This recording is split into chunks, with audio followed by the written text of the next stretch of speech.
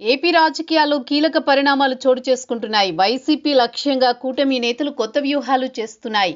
కూటమి అధికారంలోకి వచ్చి 18 నెలలు పూర్తి కావడంతో జగన్ ప్రభుత్వ నిర్ణయాలపైన పోరాటానికి సిద్ధమవుతున్నారు.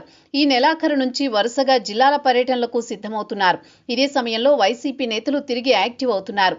అందులో భాగంగా ధర్మవరం మాజీ ఎమ్మెల్యే కేతిరెడ్డి కీలక నిర్ణయం ప్రకటించారు. రాయలసీమ కేంద్రంగా రాజకీయ సమీకరణాలు మారుతున్నాయి. కొత్త లెక్కలు తెర మీదకొస్తున్నాయి. ఉమ్మడి అనంతపురం జిల్లాలో రాజకీయం వేడెక్కుతోంది.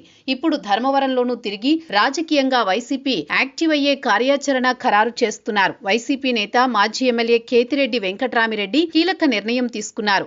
2009లో కాంగ్రెస్ నుంచి తొలిసారి ఎమ్మెల్యేగా గెలిచిన కేతిరెడ్డి 2014లో ఓడిపోయారు. తిరిగి 2019లో వైసీపీ నుంచి మరోసారి విజయం సాధించారు. ఎమ్మెల్యేగా ఉన్న సమయంలో గుడ్ మార్నింగ్ ధర్మవరం అంటూ కొత్త కార్యక్రమం నిర్వహించారు. ఈ కార్యక్రమం ద్వారా ప్రజలకు దగ్గరయ్యారు. ఎన్నికల సమయం వరకు కొనసాగించిన కేతిరెడ్డికి ఈ ప్రోగ్రాం మంచి ఇమేజే తెచ్చిపెట్టింది. దీంతో తిరిగి కేతిరెడ్డి విజయం ఖాయమనే చర్చ కూడా జరిగింది.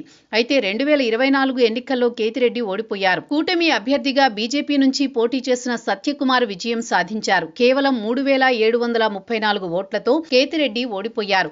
గెలిచిన సత్యకుమార్ మంత్రి అయ్యారు. కాగా ఎన్నికల ఫలితాల తరువాత కేతిరెడ్డి చేసిన కొన్ని వ్యాఖ్యలు రాజకీయంగా సంచలనానికి కారణమయ్యాయి. నాడు జగన్ సీఎంగా ఉన్న సమయంలో ఆయన కార్యాలయంలో కొందరు అధికారుల తీరు, నేతల వ్యవహార శైలిపైన ఓపెన్ గానే వ్యాఖ్యలు చేశారు.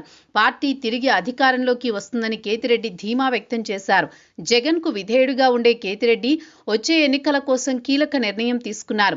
తనకు ఇమేజ్ తెచ్చి గుడ్ మార్నింగ్ ధర్మవరం తిరిగి ప్రారంభించాలని డిసైడ్ అయ్యారు. ఈ మేరకు అధికారికంగా ప్రకటన చేశారు. ఎన్నో హామీలిచ్చినా గెలిచిన ఎమ్మెల్యే ప్రజలకు ఏమీ చేయలేదని సత్యకుమార్పై విమర్శలు చేసిన కేతిరెడ్డి తాను ప్రజల్లో ఉంటాను అని వారికి అండగా ఉంటానని వెల్లడించారు.